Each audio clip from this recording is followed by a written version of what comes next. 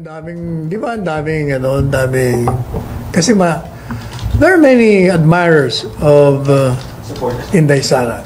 Admirers and supporters.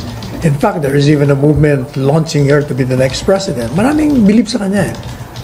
They see in her the character of the father.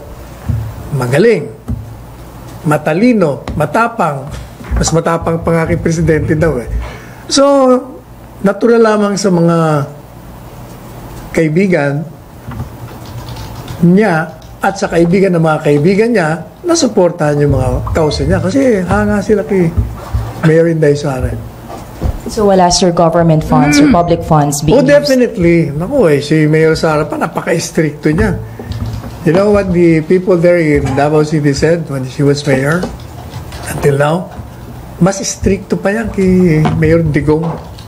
Yan si Mayor Sara, lalo na sa mga expenses. Okay, Raymond. I will not be surprised if she becomes president of this country after her father.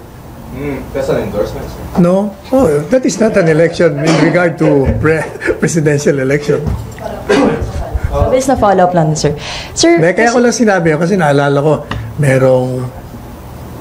merong makapagal, mayroong anak na naging Gloria Arroyo presidente, merong Cory Aquino na naging presidente naman yung anak na si Pinoy.